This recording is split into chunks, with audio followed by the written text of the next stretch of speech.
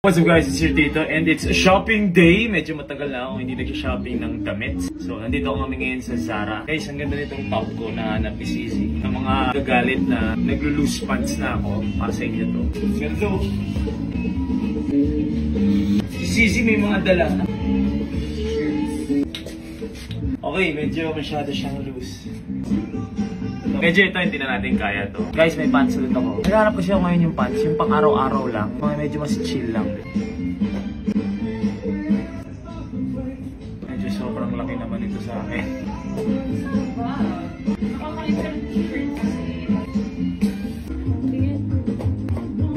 Pwede naman pala. Sabi natin yung rule of thirds, diba? So pag loose yung ilalim mo, mas maganda medyo mas sit yung sa taas.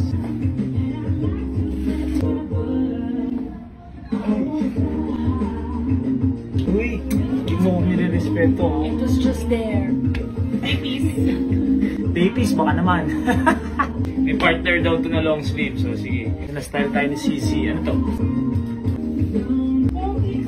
K-pop na K-pop naman to. I remove the shirt. Ganito ba dapat yan? Dapat with the shirt talaga. Para ako naka-pajamas. Isip ko na ininayaan ko lang siya. Para ako naka-pajamas eh. Kaya dapat may shirt siya talaga sa loob. Ay, natanggal mo eh. How's your sleep? Bagay ito si Tempur. This one, yes. This one, no. Ano to? Large. Oo. Large. Nagbago na yung tito nyo. Dati small ako, ngayon large. Hindi rin laman lumaki katawan ko. Muluwag lang talaga yung Dati mga gusto dami. niya susukan siya. Pakita mo naman ako ng mga cardigan dyan, babe. Ano ba naman to? Stylist ko, hina eh. Pinapakuha mo lang ako. Nakaisip ka na kanina eh. Cardigan. Laki? Grabe to. Laki? Ba't ganun? Ayoko. Mukhang grade 3. No.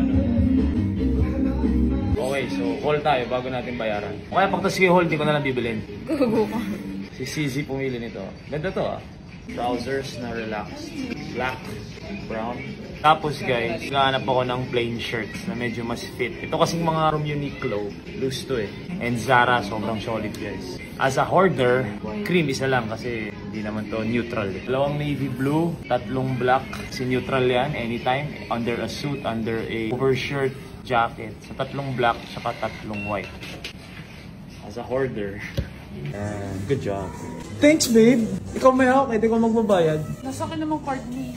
Oo nga pala.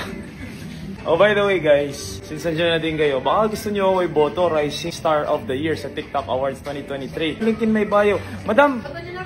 O yan sinasabi ko sa inyo guys. Bota niyo po si Tito Mike. Yun yung Rising Star of the Year. Okay? TikTok Awards 2023. Link in my bio. Yun! Thank you very much brother. Kung iboto nyo ako si Sisi, magbabayad nito.